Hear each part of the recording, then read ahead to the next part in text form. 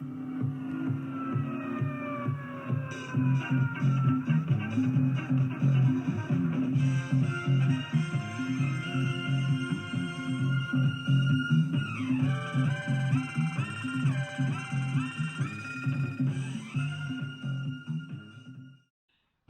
and welcome to the channel Scene with Chips. If you've been here before, then welcome back and thank you for your support.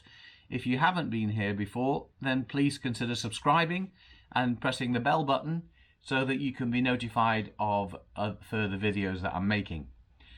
Right, well, I've been a bit lapsed in making videos over the last month or so, but I think it's all due to the fact that I just hate this time of the year. I don't know about you, but here we are, the 28th of February, and it just seems such a long winter. The UK at the moment, I've never known so much rain. So even if we can try and get out on the bike in the cold, and you don't mind the cold, I'm not going out in the wet. I'm not going to get wet just for the sake of it.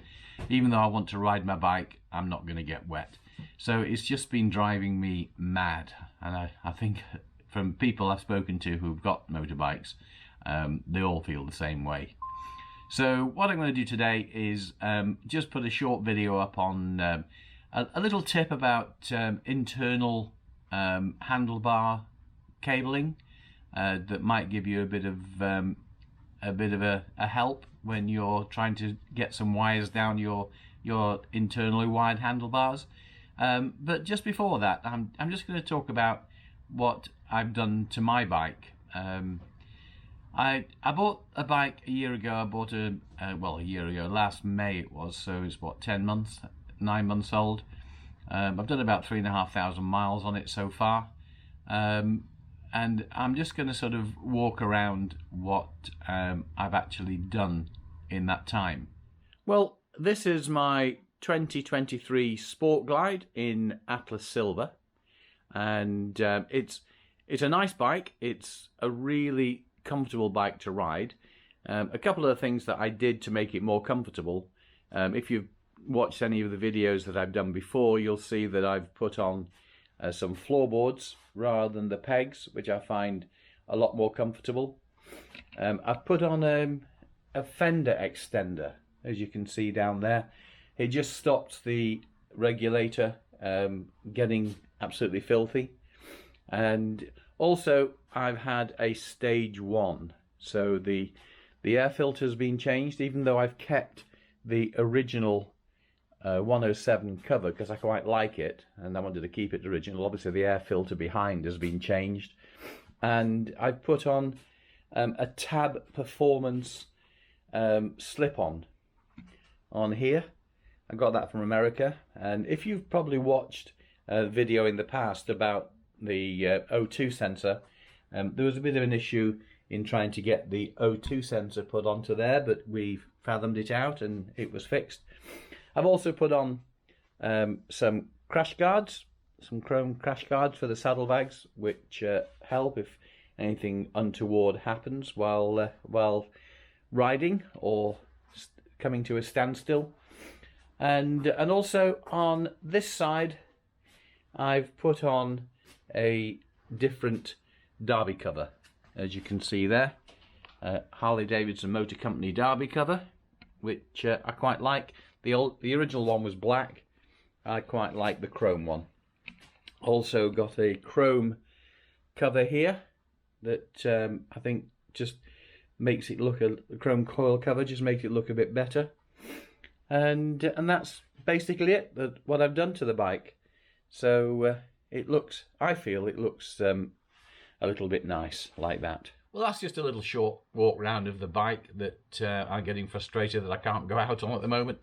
But what I'm going to do now is just something I recorded a while ago when I was down with at the workshop with my my Harley mechanic, and just give you a little tip on internal wiring, as I said before. Okay, so you've picked this video up because you're contemplating changing your handlebars. You may be putting them air hangers on, or you're putting a new set of bars on. And it's a great thing. We just thought we'd share with you a little 2-minute video here of just a little trick that we've been using over for many years now for actually getting the wiring through if you're internally wiring the handlebars into your new handlebars. And one of the problems you get if Steve wants to kind of look this way, and I'll talk over him. Obviously we've got a brand new set of bars here, and these are like a bigger bar, so you've got the step in it. And this is, you've got to remember, this tube's inserted in it and then stepped and then not cleaned off. So you've got a ridge here that can be a real potential that you can't feed your wires through, and it becomes quite complicated. And one of the tricks is you push your wire down and you really struggle with it, and it ends up a bit of a mess. So what they used to do, and we're hoping you can see this, I don't know, Steve. So this is just a piece of welding. It happens to be a piece of welding wire, and we've just twisted a little loop on the end of it. I'm sure that Steve can see that. In fact, we'll put a light on as well, and that might help you.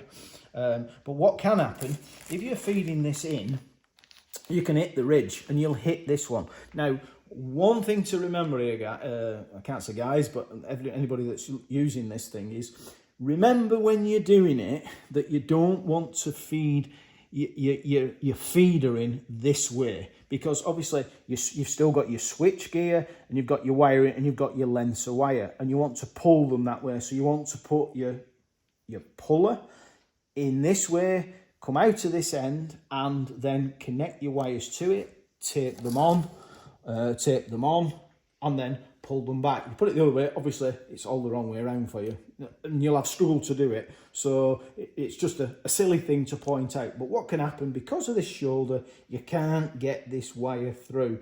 You can do it, but it'll take you a little bit longer, but you can do it. It's wrong to say you can't. But here's a little bit of a trick for you.